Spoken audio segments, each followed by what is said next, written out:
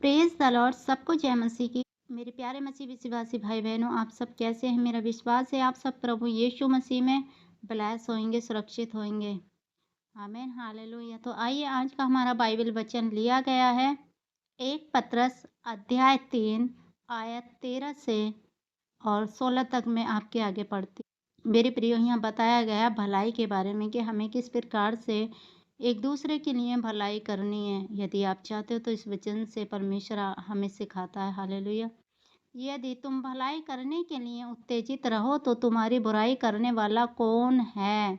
अब यहाँ प्रभु का वचन कहता है, यदि आप भलाई करने के लिए उत्तेजित हैं, भलाई करने के लिए तैयार रहते हैं, उत्साहित रहते हैं हर एक मनुष्य के लिए, तो परमेश्वर का वचन कहता है फिर तो तुम्हारी बुराई करने वाला कौन है? यदि तुम भले काम करते हो और हर एक इंसान के लिए उत्तेजी से भलाई करते हो, तो परमेश्वर का वचन कहता है तुम्हारी बुराई करने वाला फिर कौन है? कोई तुम्हारी बुराई करने वाला नहीं है, क्योंकि परमेश्वर का वचन बताता है कि हम बुराई को भलाई से ही जीत लेते हैं। हालेलुया।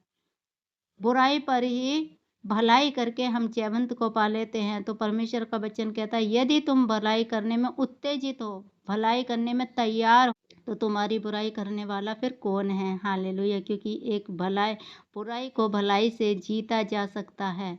यदि तुम धर्म के कारण दुख भी उठाओ तो धन्य हो। अब प्रभु कहता है यदि तुम धर्म के कारण दुख भी उठाओ तो धन्य हो, पर लोगों के डराने से मत डरो और न घबराओ। अब प्रभु कहता है यदि तुम भलाई के कारण, तुम अच्छे कामों के कारण, परमेश्वर पे चलने के कारण, प्रभु यीशु मसीह को ग्रहण करने के कारण, यदि तुम अच्छे कामों के कारण दुख भी उठाते हो, धर्म के कारण दुख भी उठाते हो, तो धन्य हो। प्रभु कहता है ये मसीह में तुम्हारा दुख उठाना, अच्छे कामों का तुम्हारा दुख उठाना तुम्हारे लिए एक आनंद का कारण होता है, एक धन्य का कारण होता है।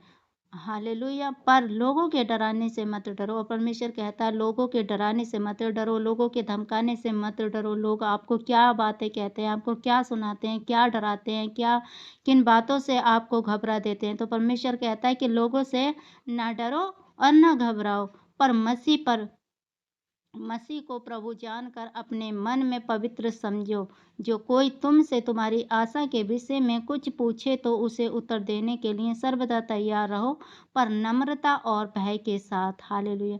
अब प्रभु का वचन कहता है पर मसीह को प्रभु जानकर, प्रभु यीशु मसीह को अपना प्रभु जानकर, उद्धारकर्ता जानकर अपने मन में पवित्र समझो। अपने हृदय में, अपने मन में क्या समझो? पवित्र समझो। जो कोई तुमसे तुम्हारी आशा के विषय में कुछ पूछे, कि तुम्हारी आशा के विषय में तुमसे कुछ पूछे तो उसे उत्तर देने के लिए सर्वदा तैयार रहो। मतलब आपने प्रभु यीशु मसीह को ग्रहण किया है, आप उस पवित्र परमेश्वर के बताए चलते हो। वो पवित्र परमेश्वर आपके अंदर रहता है, जो कि परमेश्वर आपको भी पवित्र बनाता है। और कोई आपसे पूछे, तुम्हारी आशा के बारे में पूछे, तो प्रभु यीशु मसीह के बारे में उसे बताओ, उसे सर्वदा तैयार रहो। लेकिन कैसे बताओगे आप?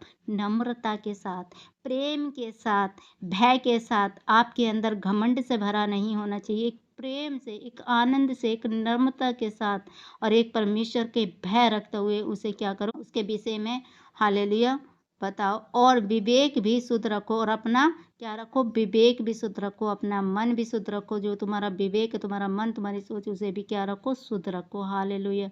तो मेरे प्रियो, आज के वचन से हमने यही सीखा है कि यदि तुम भलाई करने के लिए उत्तेजित रहते हो तो बुराई करना फिर कौन तुम्हारी बुराई करेगा? मतलब एक भलाई बुराई पर जयवंत पाई जा सकती है।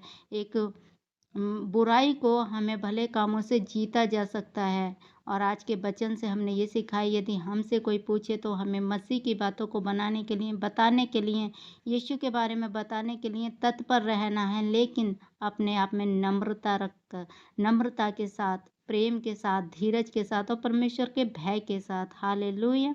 तो इस वचन के द्वारा प्रभु आप सारे बहन भाइयों को ब्लेस करे। सबको जय मसीह की। God bless you all. Hallelujah. फिर मिलेंगे अगले वचन के साथ।